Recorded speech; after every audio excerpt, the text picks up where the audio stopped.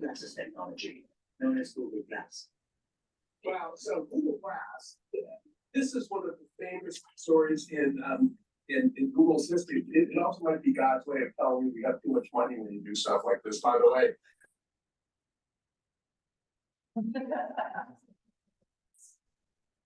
Right.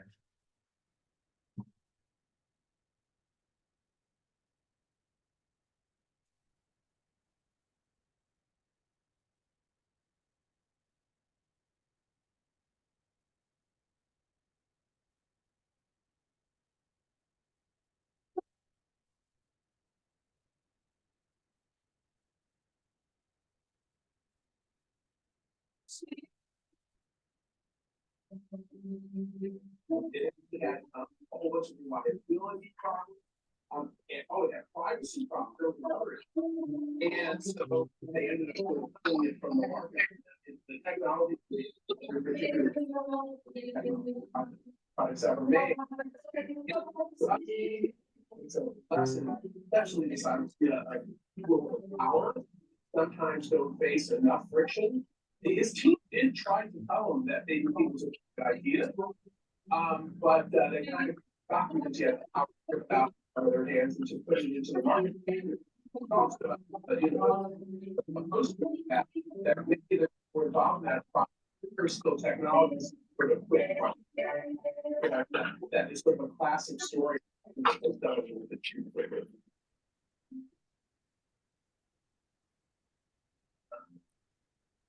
We've talked a little bit about the challenge of silos.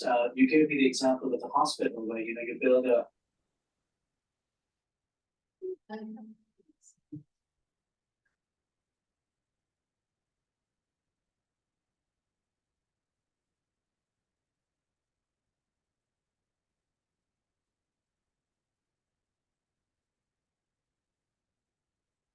Good morning. Welcome to Theater Parker Church on this beautiful Memorial Day weekend. My name is Tom Keitel, and I have been a member here for some 13 years now. Since our senior minister is now on parental leave, we have a guest minister who will be joining us today. I would like to take a moment to introduce him. The Reverend Ken Reeves is a graduate of the Starr King School for the Ministry and has served congregations in Ohio and Delaware. He has earned a master's in pastoral counseling and a PhD in clinical psychology. He is currently the clinical psychologist with a therapy practice and is a consulting psychologist with the Center for Career Development and Ministry. He is also the author of The Whole Church, Congregational Leadership Guided by Systems Theory. This morning's service looks at one of the perennial challenges we face as a people: conflict. How do I win? What if I lose? When there are winners and losers in any way, everyone loses. So Reverend Reeves will help us discern other ways that we might choose to negotiate our conflicts. As we enter into worship, we bring with us all of our joys and sorrows of our week, and we know that we are here, we are being held in loving community. We are reminded that we are part of something larger than ourselves. We seek to counter oppression, to work for healing and justice in a bruised and broken world. Here, we are invited, all of you, to bring your perspectives, your beliefs and doubts, and all that is unique and wondrous about you to our service. In the spirit of love, all are welcome here. For those of us who are joining in person, there are a few things you may want to know. Our congregation is mask optional. If you would like to be seated in an area where others are wearing a mask, that section is along the Corey Street side. You can use the QR codes on either entrance of your pews to pull up the order of service on your phone, or to take one of the large print copies available at either entrance. Our service is being recorded today, and it will be available on YouTube later. If you would like to have a joy or concern shared with the congregation today, during our meditation and prayer, we invite you to fill out a card anytime before the meditation hymn on the table, to the right, over there. You may also light a silent candle of joy or concern at any time during the worship service, or use the space in the far back corner over there for dropping any private reflection during the service. People of all ages are welcome to move about the sanctuary as they need to, or as they make themselves comfortable in the cozy zone. Something tells me you don't have many today. Children are invited to be with us during the whole service. During this service, our child care provider, Shay, is available to be with nursery-aged children in the nursery located in the parish hall. Many thanks to Joel Neiditz, who is our camera point person today, and to Jennifer Bottomley, who is our Zoom usher. If you are new to Theater Parker or visiting today, we'd love to stay in touch. You're invited to fill out a connection card, which will give you the opportunity to sign up for our weekly e-news bulletin. A link to the connection card will be located in the chat, as well as our contact information. Those willing to join us here today in the sanctuary are encouraged to fill out a contact card you will find in the pews within the welcome brochure. Now, as our normal tradition, we try to have a moment to greet one another. For those of you on Zoom, please put your video on for this time to help us make a connection to one another. Joel, could you please put our sanctuary screen in gallery view so that we can see our off-site congregation? Now, let's give each other a big wave, and the camera is located at the back in the middle.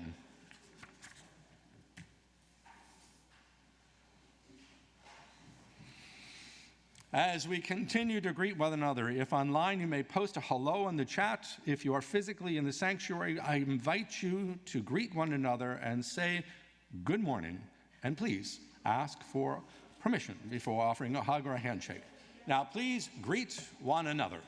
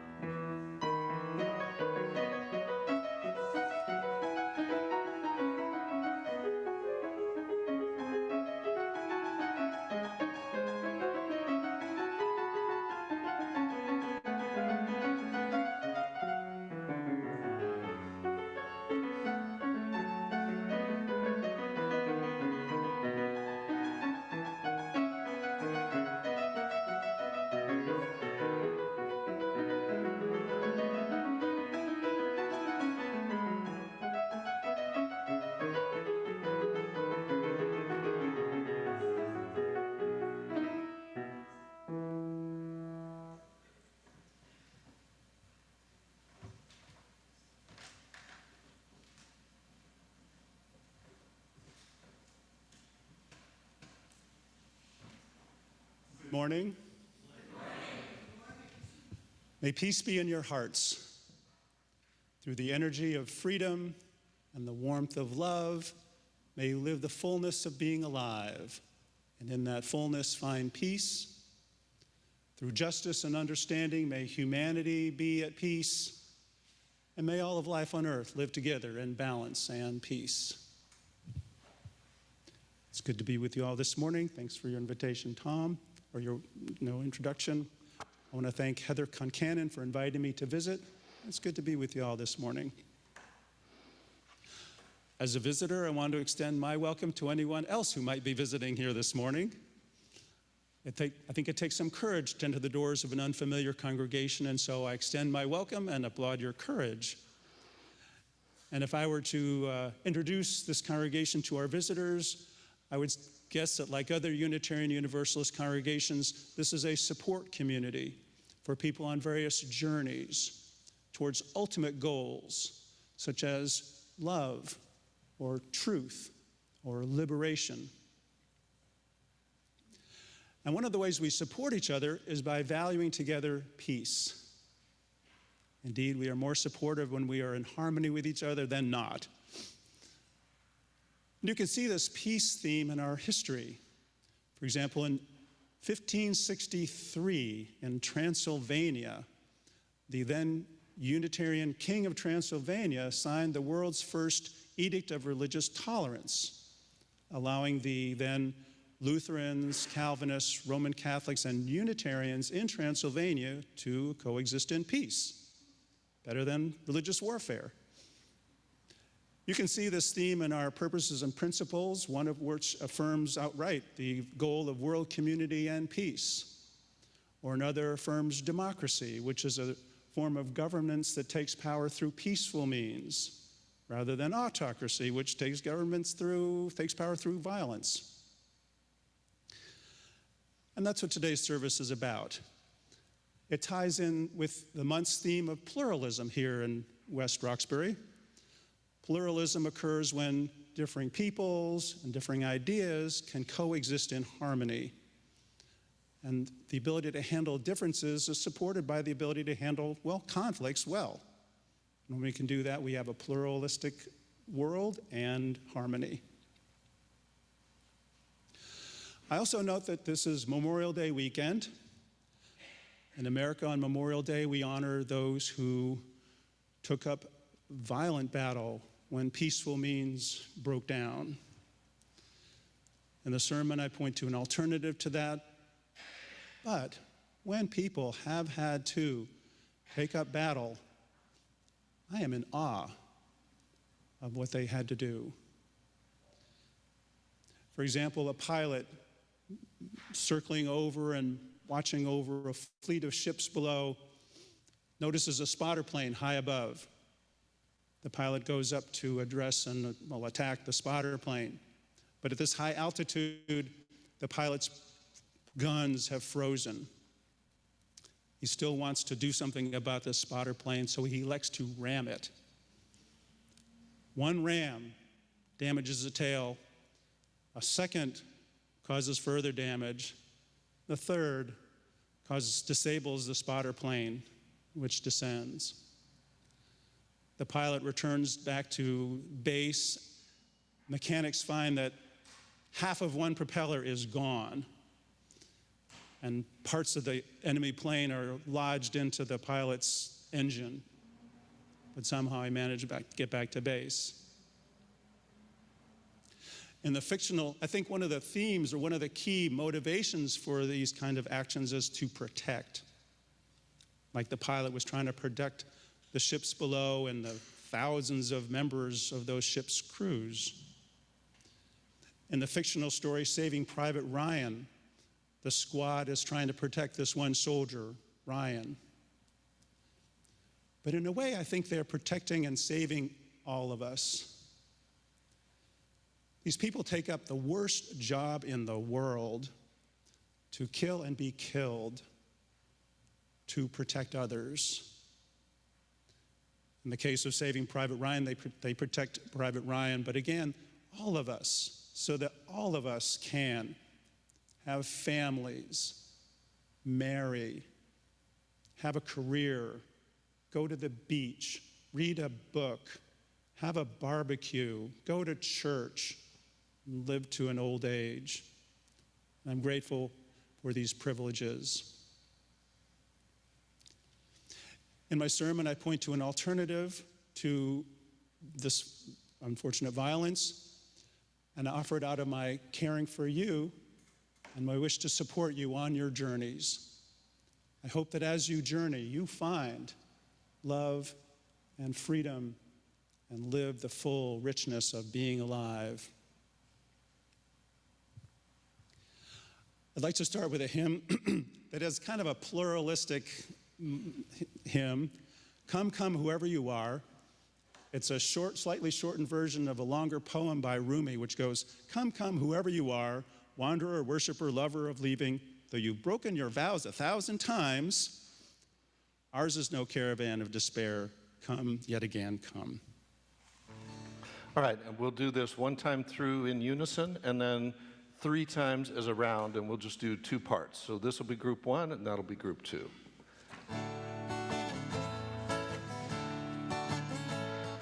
Come, come, whoever you are, wanderer, worshiper, lover of leaving, ours is no caravan of despair. Come, yet again, come. Group 1. Come, come, whoever you are, come, come, leaving, ours is no caravan of despair. Come, yet again, come. Come, come, whoever you are, come, come, of leaving, ours is no caravan of despair. Come, yet again, come.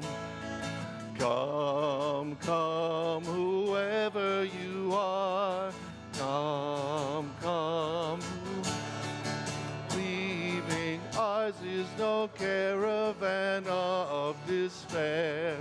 Come, yet again, come. Come, yet again, come.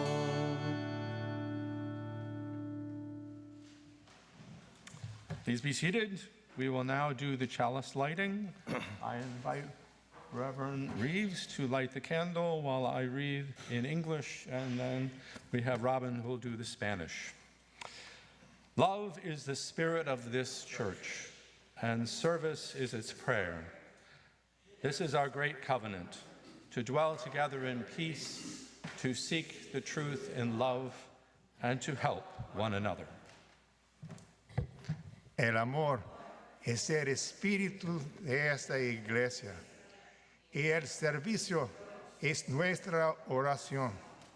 Esta es nuestra gran promesa, vivir juntos en paz, buscar la verdad con amor y ayudarnos los unos a los otros.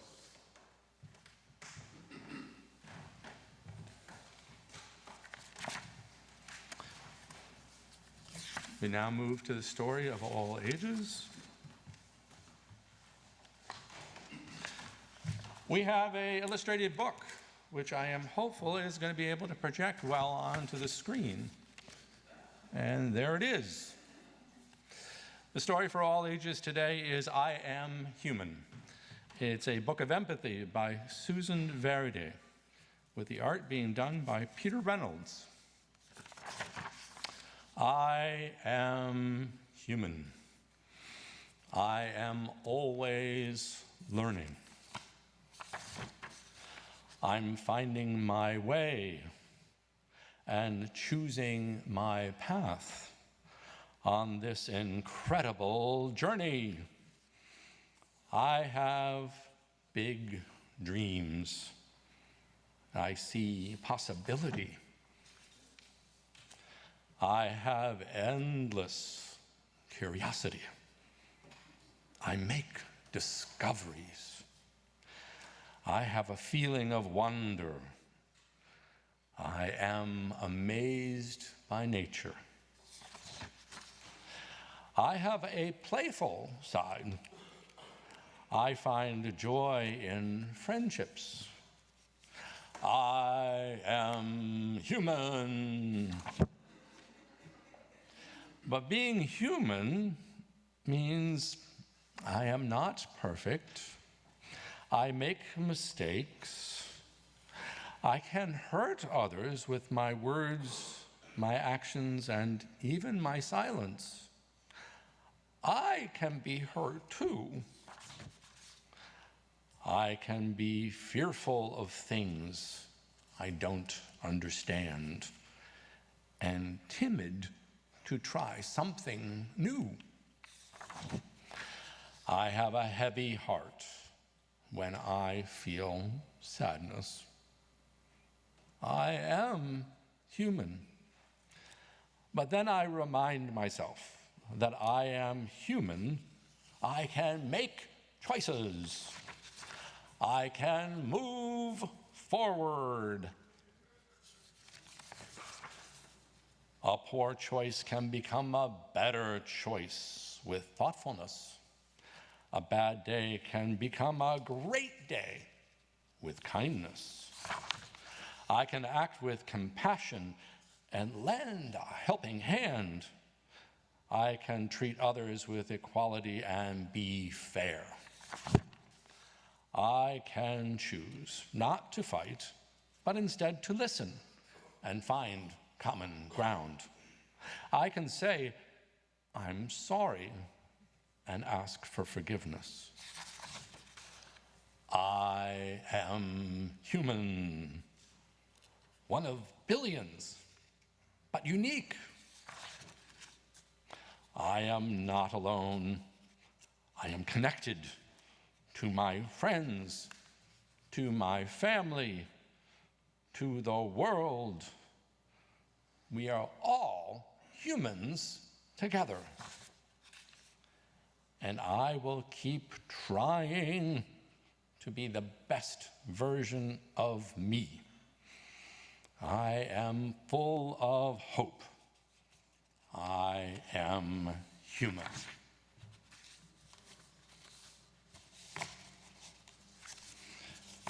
And now we move into our invitation of a centering hymn.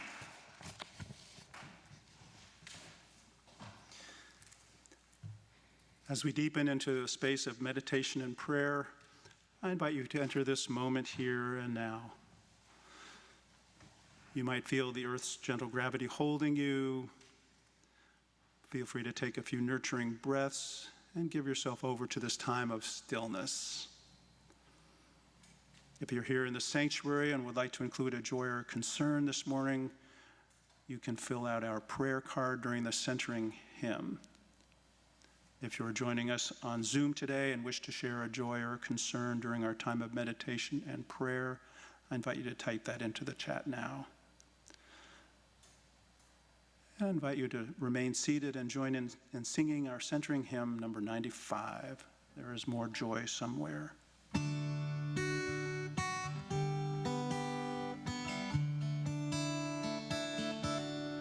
There is more love somewhere. There is more love somewhere. I'm gonna keep on till I find it. There is more love somewhere. There is more hope somewhere. There is more hope somewhere. I'm gonna keep on till I find it. There is more hope somewhere. There is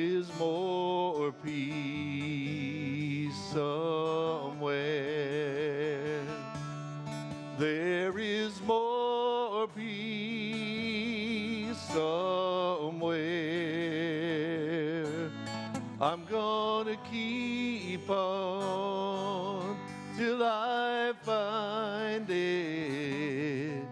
There is more peace somewhere. There is more joy somewhere. There is more joy somewhere. I'm gonna keep on till I find it. There is more joy somewhere. There is more joy somewhere.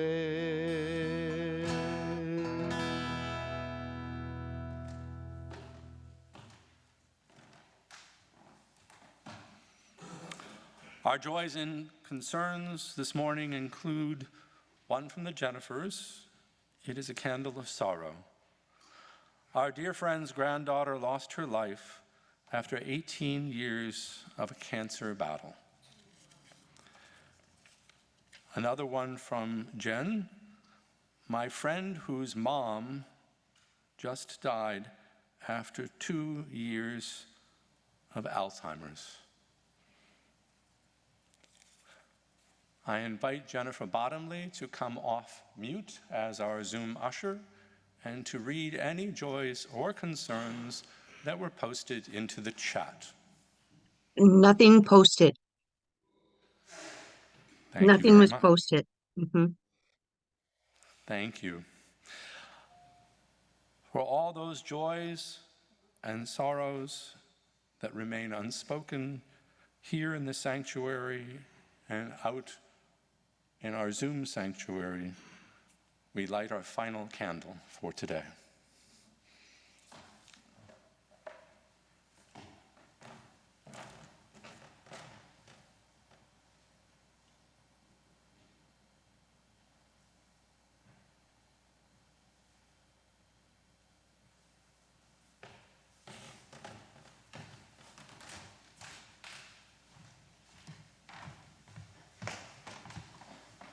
And let us join in this space of prayer and meditation.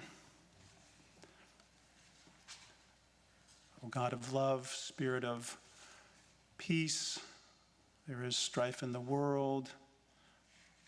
There may be tensions in relationships we have. Even within our own selves, there might be tension. Remind us of your presence. Bring us some solace and comfort. And show us ways to live together in understanding and justice and harmony. Amen. And together we rest in several moments of shared silence, followed by a musical meditation.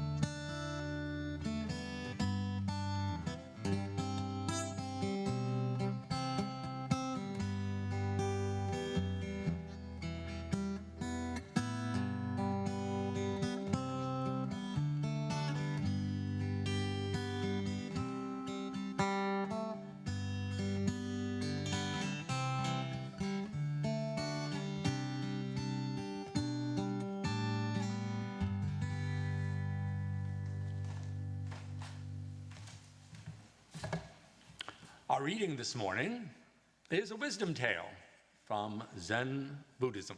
So traditional text has no author. Very rarely do I get to do two stories, so here's the second one. A big, fierce samurai once introduced a little monk. "Monk," he bellowed, accustomed to instant obedience, "teach me about heaven and hell." The monk looked up at the warrior with disdain. "Teach you about heaven and hell? I can't teach you anything. You're filthy, you smell, your blade is rusty, you're an embarrassment to the samurai class." The samurai shook with fury, red in the face, speechless with rage. He unsheathed his sword and raised it above him, preparing to smite the monk. "This is hell," the monk said softly. The samurai stopped and looked down at the little monk, touched by the compassion and surrender of this man who had offered to give his life to teach about hell. The samurai lowered his sword, filled with gratitude and peace. "And this is heaven," said the monk.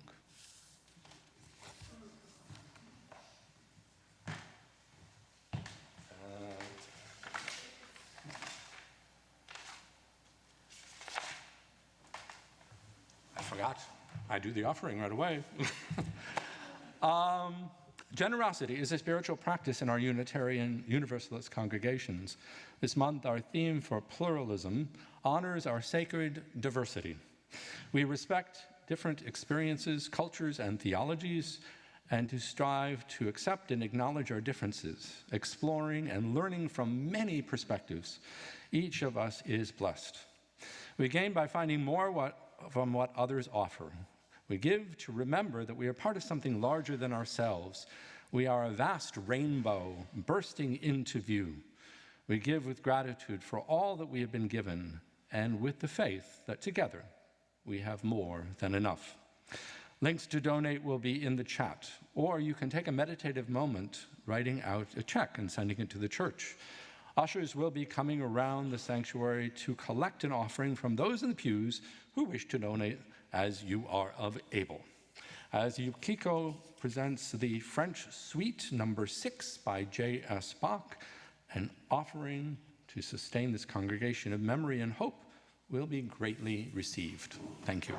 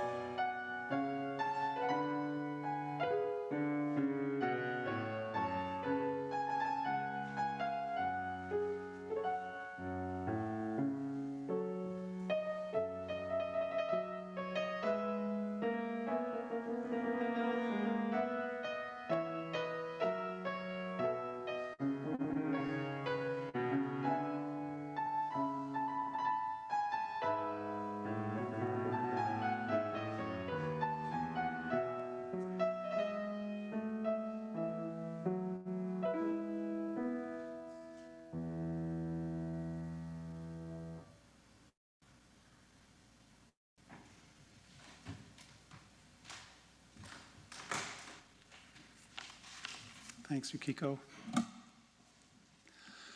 I think a lot about conflict. As a psychologist, I meet with couples, often in conflict with each other, or with individuals in a conflict with someone outside of the office. I see people in conflicts within themselves. I taught a course on conflict at a theological school. I do workshops for clergy on handling conflict. If it weren't for conflict, I'd have to find an honest way to make a living. And then when I'm in conflict myself, all my professionalism vanishes. I become insufferable. I am obnoxious to my partner in conflict, and it is difficult to be in my own skin. Tense, aroused, I can't sleep. I'm consumed by a manic fever, plotting how to win and dominate and cause my opponent to slink away defeated, as they deserve. This is troubling, so I think about conflict. And then when I stop trying to win, the conflict resolves in a wise agreement and a stronger relationship. The resolution even changes inhumane structures and assumptions in a relationship, like there has to be a winner and a loser, a dominant party and a subordinate. I think these resolutions and structural transformations are mysterious. And so I think about conflict. Here's what I think. Conflict occurs with a difference and or an unmet need. You say tomato, I say tomato, uh-oh, a difference. And needs are not always met. Conflict ensues. A conflict can escalate, of course, and become increasingly painful. Some conflicts persist for hours, years, or centuries, marked by furious walks into the night, alcohol, and talk radio. But a rift doesn't have to escalate into the stratosphere and persist forever. Ideally, a conflict stays moderate and runs a course from harmony to rift and return to harmony. Having a course, conflicts go through stages. I think there are 4. Stage 1, the honeymoon. Everything is fine. This stage can last from a few moments to lifetimes. I know of marriages in which one partner gives up his or her, often her, identity and adopts a peace at any price stance to avoid attention to any difference with their spouse. The price of such peace can include anxiety, depression, somatic symptoms, and boredom, but it does avoid tension. In the Zen story, everyone expects stage 1. The monk should bow and offer a meek little homily about heaven and hell and hope the samurai goes away. Our monk did not, and moved the process to stage 2, the pressure stage.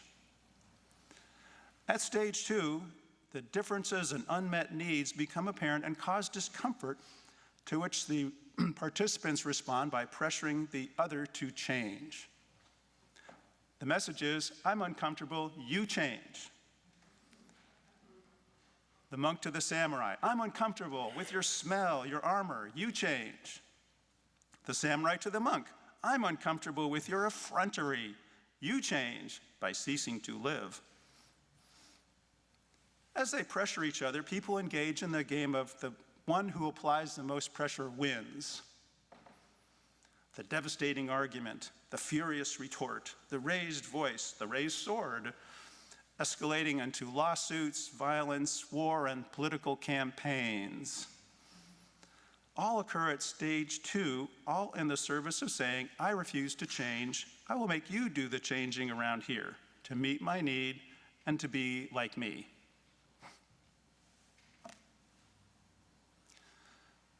Pressure is consistent with one of the ways the world is organized, that is, a survival of the fittest hierarchy. In this system, organisms compete to survive and pass along their genes. 2 male elk clashing antlers in the mountains are working out who is most fit to pass his genes on to the waiting females. It is tough, but the survival of the fittest offers a benefit. That is species vitality. Humans too live by a survival of the fittest organization as we set up hierarchies and dominant-subordinate structures. Kings and autocrats rule subordinates. Some religions distinguish the saved from the condemned, seeing correct belief as a form of fitness. Economically, the fittest are the most rich. Men can dominate women, adults dominate children, people dominate nature, and nations wage war in a survival of the fittest drama. In that survival of the fittest world, the person who is different from me poses a threat because they could be better than me. If they are better, my flaws are revealed, and if I'm flawed and not as fit to survive, my existence is subtly threatened. When differences raise a threat to my survival, I feel fear, anger, and shame. Shame is particularly painful. Shame occurs when one's flaws are exposed, and there is nothing I can do to unflaw myself. I then feel both helpless and exposed as less fit for survival. When a difference threatens to expose my flaws and demote me in the survival of the fittest hierarchy, I protect myself by hiding my flaws because I'm right and virtuous, and by demoting someone else who is just a rascal. Although I think no one has actually died of shame, I think plenty of people have escalated conflicts, killed and died to hide their flaws, avoid embarrassment. Indeed, when the monk exposes a samurai's flaws, the samurai threatens to kill him. So at stage 2 of a conflict, I hide my flaws, kind of like protected behind a castle wall, lobbing bombs at my perceived opponent, pointing out their flaws, who hides in their castle, lobbing bombs back at me. People can assume conflict consists only of stage 2 and stay there for a long time. Ideally, though, stage 2 becomes tiring. Stage 2 is hell. War is hell, and matters do not improve despite vigorous applications of pressure. I also feel alone and lonely. If I have a rift with my wife, I miss her, which prompts me to do something I fear: become open and vulnerable and move to stage 3. At stage 3, I realize my attempts to pressure the other to change have failed, so I give them up. I shift to speaking vulnerably about what is going on within me. I can apologize or admit my share of responsibility for the problem. I stop arguing and listen to understand my partner in conflict. We may consider, you need X, I need Y. How could we meet our needs? If stage 2 involves 2 parties within their castles lobbing bombs at each other, stage 3 involves coming out from behind the stone walls, open and vulnerable, and you can see me now. Every cell in my body resists, but I do it anyway. The monk shows himself at stage 3 by sitting vulnerable as the samurai raises his sword, and by telling the samurai, this is hell. Our monk has great faith in stage 3. The samurai shows himself at stage 3 when he views the monk with compassion and lowers his sword. At stage 3, I take a risk to gain what I most want in life: to be myself and to be close to someone else. It is easy when I'm alone to be myself, and easy in a relationship to be who the other pressures me to be, but I want to be myself and be close. To be myself and close requires letting myself be known and vulnerable and exposed. It is scary not to protect myself. I hope the eye beholding my vulnerability will look at me with acceptance, as did the samurai, lowering his sword, gazing at the monk. If that happens, my risk is rewarded, and I can be myself in relationship to someone else. At stage 3, you too can be yourself. I no longer pressure my opponent to be who I want them to be, but look at them with acceptance and listen to their truth. And if we both speak the truth that lives in our hearts, the walls that separate us disappear, a bridge spans our rift, and we meet. Stage 3, vulnerability and openness, move us to stage 4, peace. This is heaven. Stage 4 harmony differs from stage 1 harmony because we have recognized our differences and met our needs. Sometimes we can settle on a win-win solution that solves our problem and improves the relationship. We can, for example, decide it is tomato on Mondays, Wednesdays, and Fridays, and tomato on Tuesdays, Thursdays, and Saturdays, and on Sundays, it shall be the vegetable whose name shall not be spoken.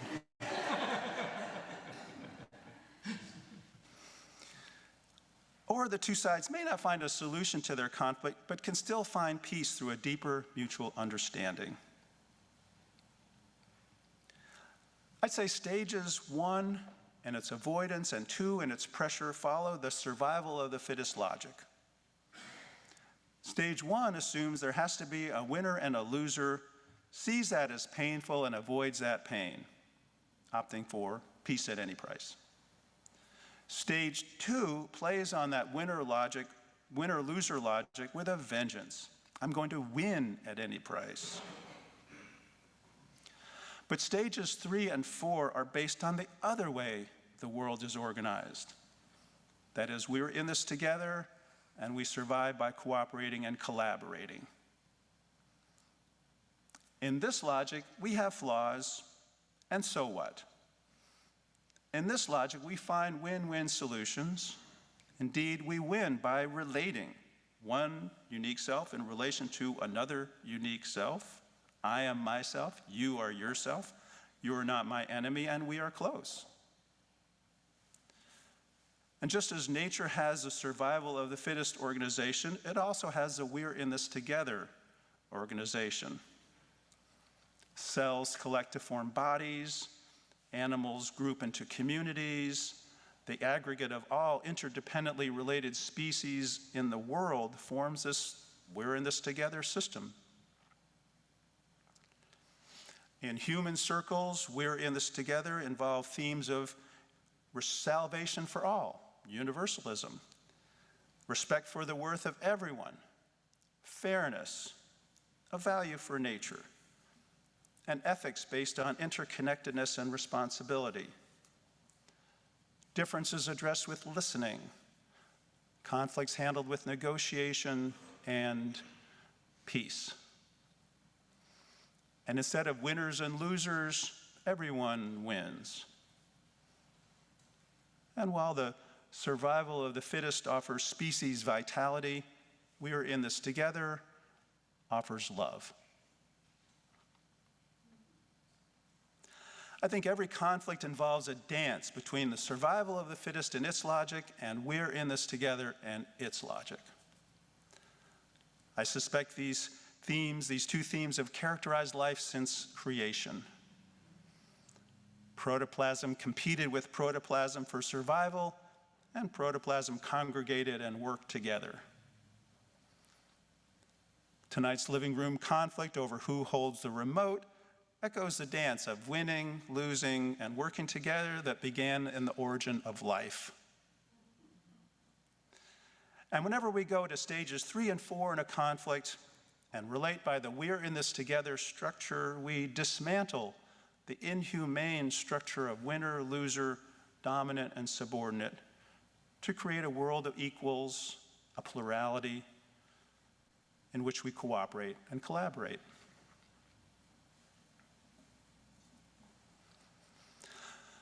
Conflicts, rifts, and wars continue, but I think humanity is learning to move through the stages to harmony and peace. I note that during prehistoric times, 1 in 7 human beings died by violence. During our Civil War, 1 in 50 Americans died. Now fewer than 1 in 20,000 people die in war. With tragic exceptions in Gaza and Ukraine, nations are learning to settle disputes nonviolently. And individuals are learning, maybe I'm even learning, to talk through problems. Spirituality helps by offering the concept of redemption. Redemption teaches that in spite of flaws, you're okay. In Christian terms, God loves you, no matter what. Hindus say that at your innermost core, Atman, you are God, Brahman. Universalists teach that everyone is saved. Though you've broken your vows 1,000 times, you're still included. And if I'm redeemed, I don't have to hide my flaws with such vehemence. God is involved. Paralleling the human move away from war, God has become more of a peacemaker. In ancient times, one people's God would be their ally against another people and their God. These gods would wage gory battles and slay and slaughter each other and despised people. God was an ultimate weapon. But as prosperity through trade made peace more attractive, God helped by making peace with that trading partner and their God.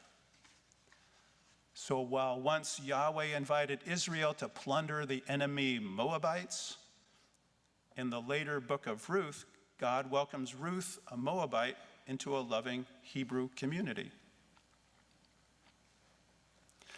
In Hebrew scriptures, God moves further from caring for one nation, Israel, to caring for all nations.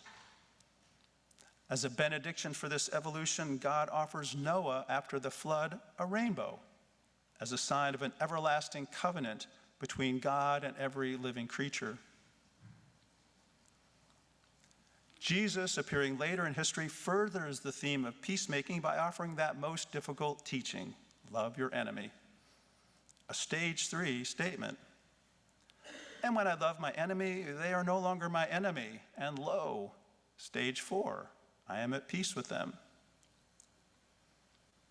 How to do this difficult thing? If we continue with Judeo-Christian scriptures, Paul offers a clue when he writes in his letter to the Romans that we're all loved and redeemed by God. He speaks not for a survival of the fittest, the spiritually fittest order, with spiritual winners and losers, but a we're all saved together order. And therefore, in the ultimate spiritual world, I do not have to worry about being one up or one down, winning or losing, which means differences do not have to alarm me. And if we're all redeemed, tomato, tomato, I can handle either one. So if humanity is trending toward peace, if God can make peace, and if I belong in a redeeming and thereby safe spiritual home, then maybe I can resolve my conflicts. I know the mending of a rift as a risky softening. I let go of my need to be right, confess a vulnerable truth, and accept another human being. And with their acceptance of me, the reconciliation, the union I enjoy with my former enemy suffuses me with lightness and peace. This is heaven. I'd like to sing a kind of rousing hymn to conclude that has to do with the vision of this kind of peace. It's number 143, Not in Vain the Distance Beacons.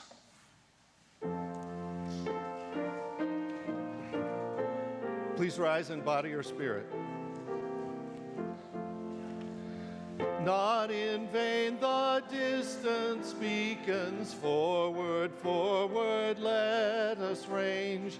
Let the great world spin forever down the ringing grooves of change. Through the shadow of the globe we sweep ahead to heights sublime. We, the heirs of all the ages, in the foremost files of time. Oh, we see the crescent promise of that Spirit has not set. Ancient founts of inspiration well through all our fancies yet. And we doubt not through the ages one increasing purpose runs, and the thoughts of all are widened with the process of the suns.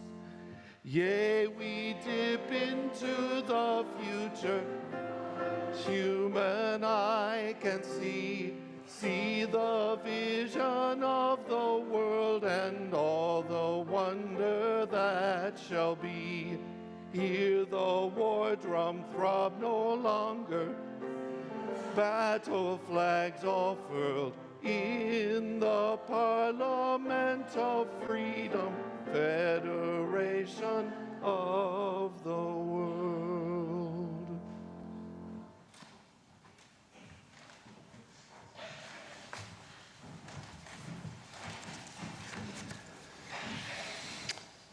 Just some brief announcements. Breakout rooms will be on Zoom, and there was a coffee hour following today's postlude. Another announcement is on June 29th, Theater Parker Church will participate in the 11th annual celebration of grassroots organizing at the First Parish Dorchester Picnic. Please talk with Dave Harrington or with Kevin Murray for additional details. We also did have our warrant was posted, so we all know the annual meeting is coming up. And as we before we move to closing words, the postlude for today is A Short Life of Barbara Monk and Gaza Ghost. And now you may lead us in closing words. I want to thank Tom and Michael and Yokiko and the choir and ushers and all of us being here together today. Thank you.